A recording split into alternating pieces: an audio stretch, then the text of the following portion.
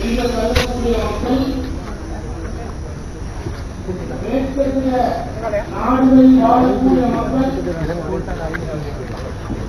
அவர்கள் நடவடிக்கைகளை தங்களுடைய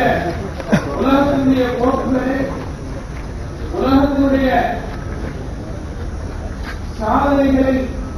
அவர்கள் எப்படி நிறைவேற்றிக் கொண்டிருக்கிறார்கள், ஏன் நாங்களும் அப்படி ஆகக்கூடாது என்று சொல்லி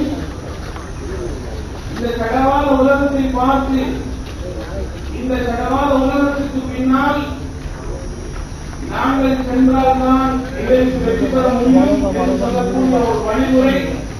ஒரு போக்கு போய்கொண்டிருக்கிறது. எனவே இதனை பொறுத்தவரையில்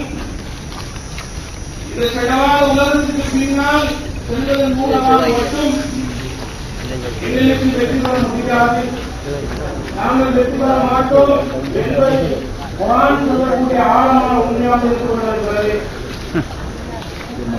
நாங்கள் முன்னேற வேண்டுமாக இருந்தால் ஒரு பறவை பறப்பதற்கு எப்படி 2 சிலைகள் தேவையோ அதுபோன்று நாங்கள் ஆன்மீகமும்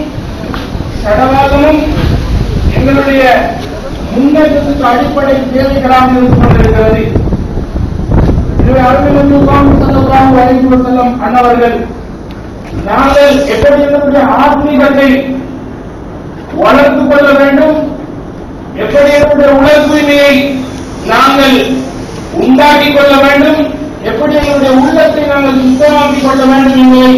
அருமை நபி முஹம்மது ஸல்லல்லாஹு அலைஹி வஸல்லம் அவர்கள் அழகான முறையில் எங்களுக்கு தெளிவுபடுத்தி காட்டி ஸல்லல்லாஹு அலைஹி வஸல்லம் அவர்களுடைய ஹதீஸ்கள் எங்களுக்கு தெளிவுபடுத்தி காட்டுகிறது. நான் இந்த உலகத்துக்கு அனுப்பப்பட்டதெல்லாம் நற்குணங்களையும்